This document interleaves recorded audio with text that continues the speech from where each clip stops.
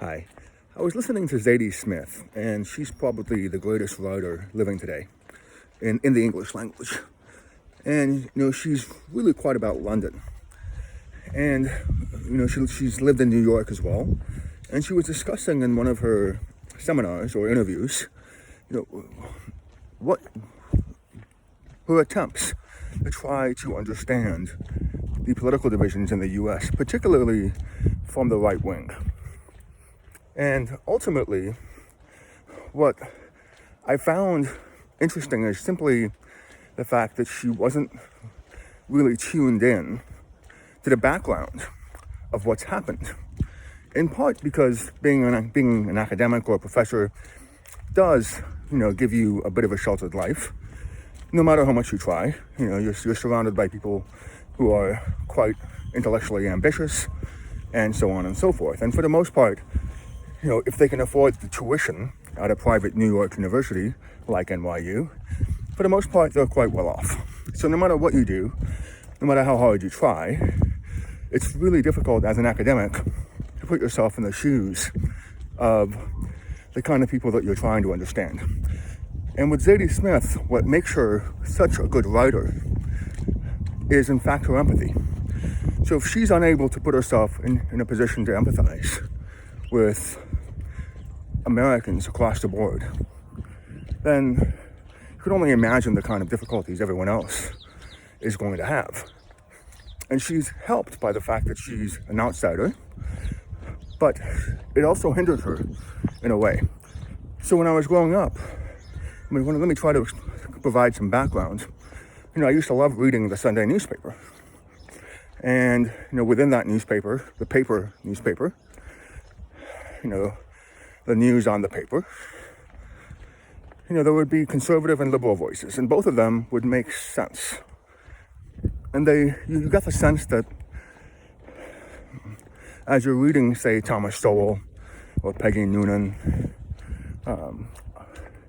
or let me see who else. Gosh, I can't remember the names right now. There was somebody who coined the term bonobos. He was interesting. There was a sense overall that the intellectual community, the academics, were trying to reach for a future in which the best ideas would win. And of course, London has a long intellectual tradition. They've got the British Library. Very difficult in London, to grow up without a sense that the intellectual is respected. And as Zadie Smith talks about how growing up in England, they're all taught that Shakespeare is the greatest writer who ever lived. And of course, there's something to that. The Americans, of course, don't have anyone similar. In fact, we probably study the French, Rousseau and so on, if we want to have someone as similar to Shakespeare.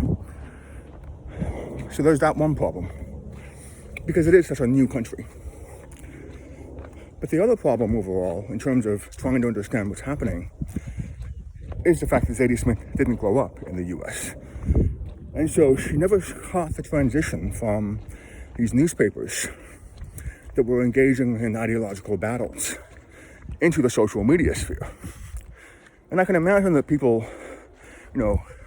whose pay grade is far higher than mine, were realizing that the newspaper business was not doing very well, that people were simply not only not reading Shakespeare, but were not bothering to read Thomas Sowell in the Sunday paper. And even someone like myself, who was reading newspapers as a teenager, I was only reading the weekend edition, not the weekday edition. So you've got a problem right away where advertisers don't really understand the return on the investment. You've got this other issue where, not only are you unable to create good metrics, you're unable to grow the business because the advertisers and the people that want to spend money and sponsor you, for the most part, have no clue how many people are actually looking at your ad. So enter social media. The idea that you can digitize data and create a situation where you can give those advertisers, the ones that are really running the business, a better understanding of what's happening with their dollars and their spending. And what people did not anticipate was how splintered everything would become. So in my community, I was in a position where, I've got one newspaper, really. There are national newspapers, but for the most part, if you live in Los Angeles, you would subscribe to the LA Times. If you were in San Jose, it would be the San Jose Mercury News. And once in a while, if you were, particularly if you had a lot of time, you would also subscribe to either the Wall Street Journal or the New York Times. Now, you can again imagine that a national newspaper has a better time or an easier job convincing advertisers to pay up, simply because the market is much larger. But if you're the San Jose Mercury News, only people in San Jose are going to be reading your newspaper. It's very difficult to justify spending X amount of dollars on an advertisement here when you might be able to get a smaller advertisement in a national paper. And when social media came in, the whole idea, again, something that's been proven false, was that you could measure the number of eyeballs. The real problem with all of this is that people didn't predict how easy it would be to manipulate the numbers on social media. I opened up a business recently. I think I paid about $5 to boost one of my posts. In other words, I paid to advertise my post on Facebook, or was it? It was Instagram, which is owned by Facebook. And you can choose about 5 or 6 cities that you want to see your post. And I chose about 5 or 6 cities all over the place: Asia, Canada, the United States, like Houston and so on. After a couple of days, one of my posts, this post, got 11,000 views, which is not really possible. Of that 11,000 views, about 99% of them came from one city in Southeast Asia, from what would be called a developing country. So what's really happening here is that we've gone from local, national to international. That was actually one of the issues with one of the incentives to move from newspapers, which were local and some national, to social media, which is almost inherently global, was that you would have a bigger audience and you could influence people more. So suddenly, as you can see with my ad, what's really happened is that people in foreign countries, and some of them, have created what are called clickbait farms. So you buy an ad and suddenly it looks like a financial loop. People that are, supporting Facebook within that community, they end up creating, a community of people that just likes any post that is boosted, and then, suddenly it looks like you're getting a lot of interested people, when really, when you actually look at the data carefully, you're not. This is not unique to Facebook. A few years ago, the Congress, or the House, had a hearing on Twitter, or social media in general. And Twitter, I believe, openly admitted, I shouldn't say that, I think it was one of the representatives that indicated, based on reliable data, that about at least 20 to up to perhaps 40% of the accounts on Twitter were fake. And it's really hard, when you think about it, to fix that problem, because one of the advantages of social media is also the ability to be anonymous. So you can just open up an account with any email address. Now that we have VPNs, you can be in anywhere in the world and have an account that is created digitally on a server that looks like it's in the United States. So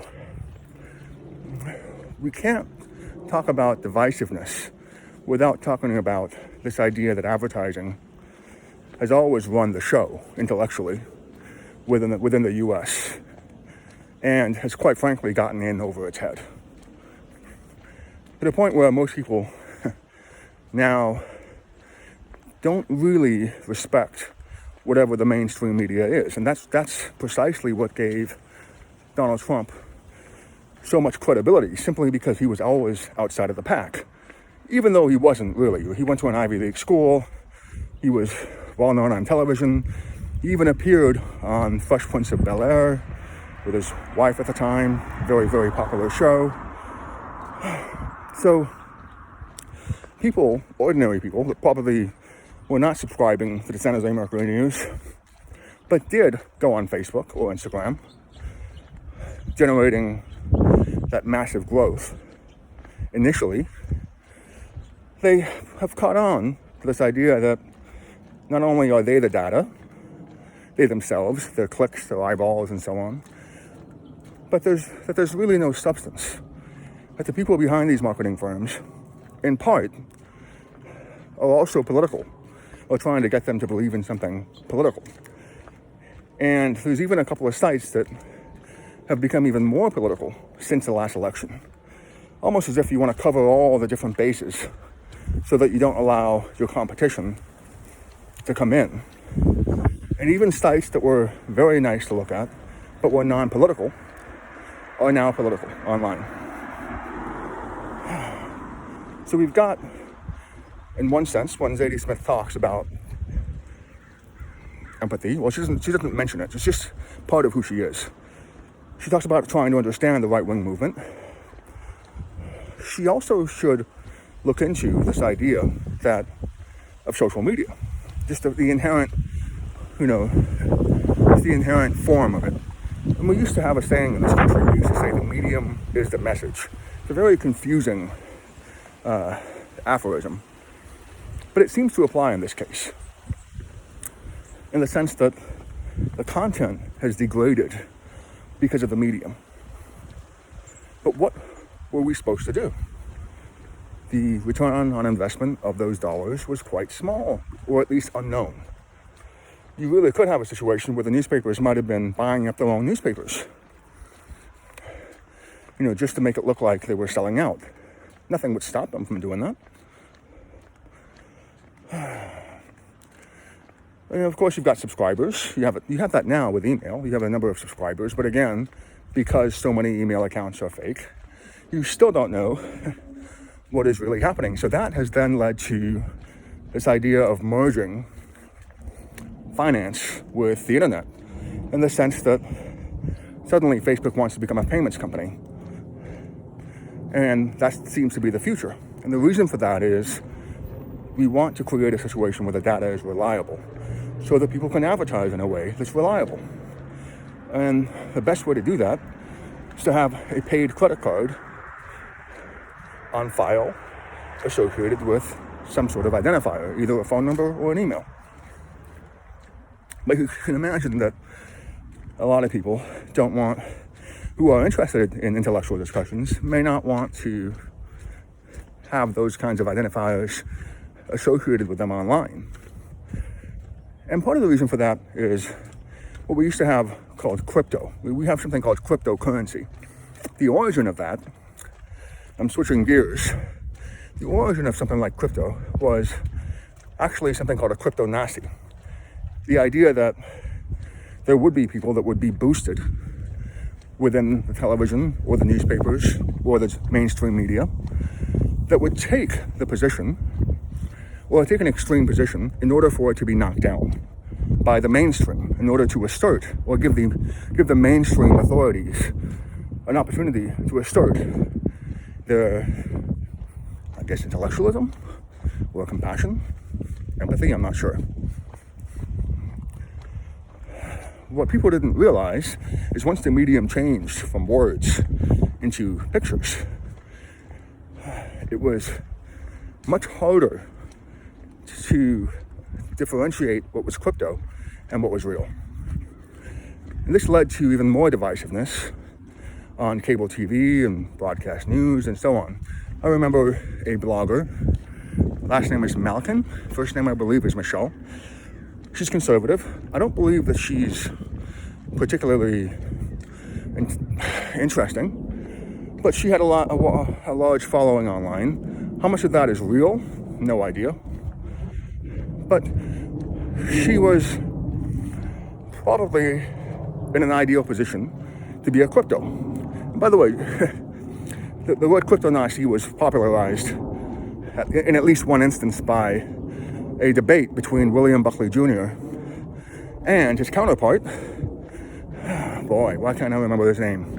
It was a series of famous debates, and at one point in those debates, his opponent called him a crypto-Nazi, which enraged William Buckley Jr., who said famously, say that to me one more time and I'll knock your block off.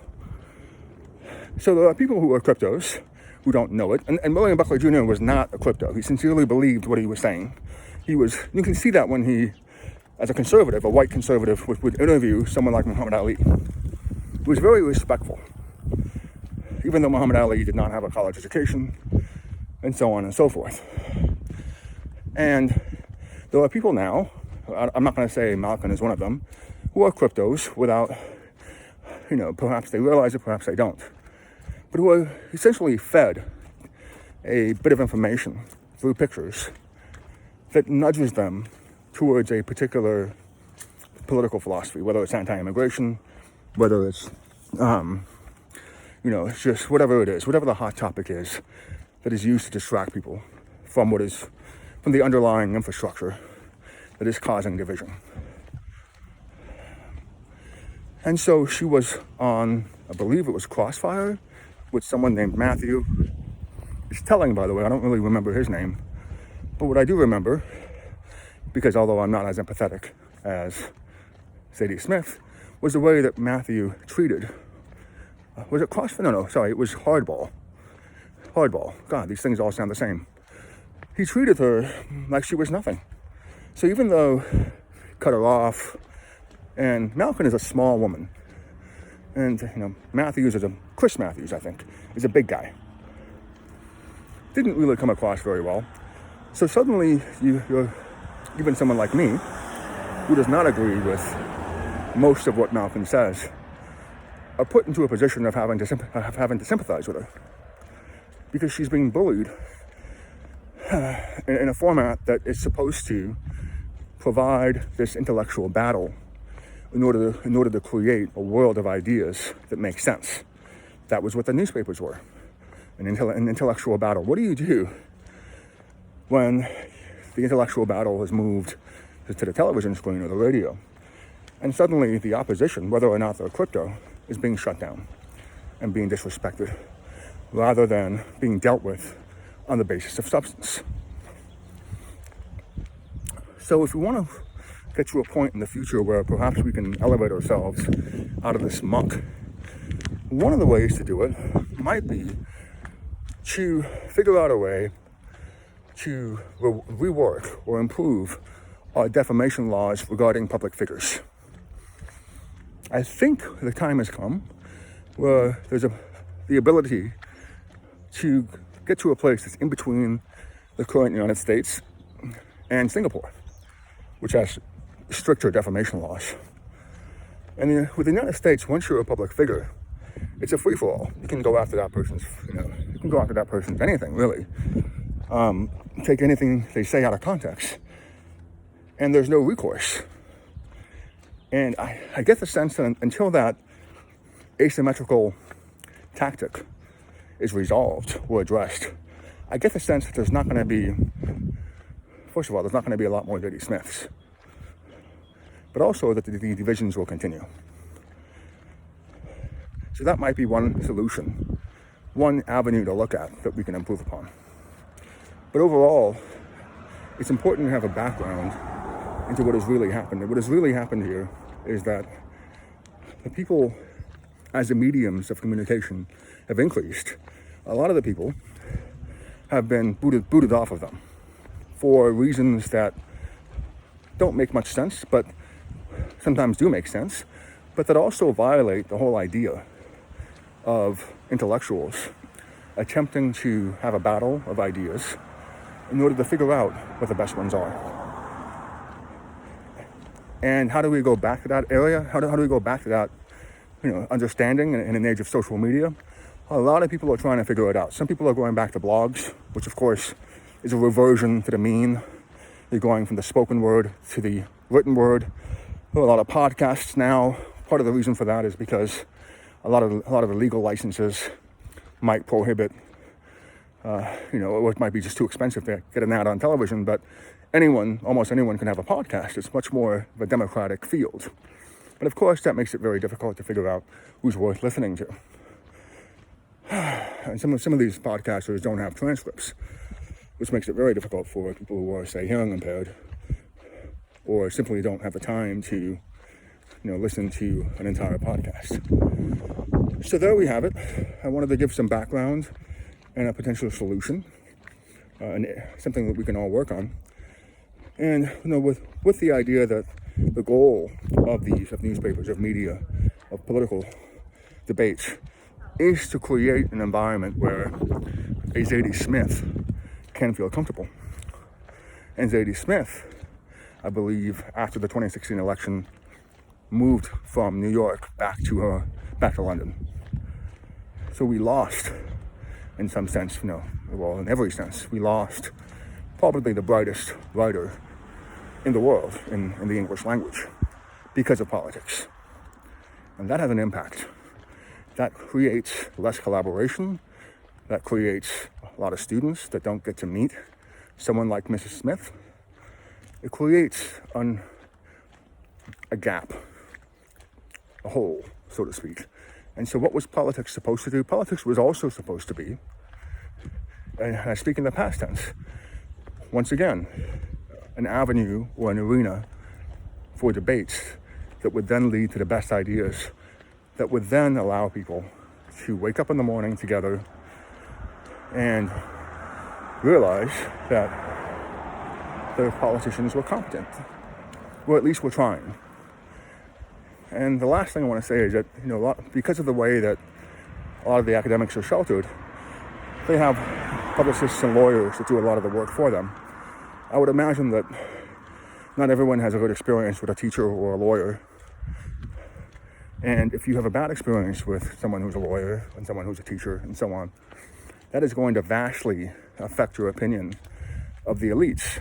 Because once again, just like politics, academics don't create anything that is necessary. W.H. Auden, I think, once said, perhaps sarcastically, poetry makes nothing happen. He was right. He's my favorite poet.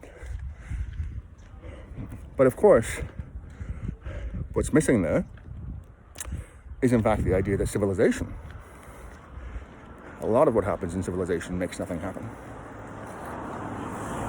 And what makes life worth living, what connects us to each other, what keeps someone like Zadie Smith here and not there, might just be a poet or a politician. And the question is, as we're trying to move forward, how do we harken back to an era where people understood that politicians were essentially extroverted philosophers? How do we go back to that time? And I've already given you one of my ideas.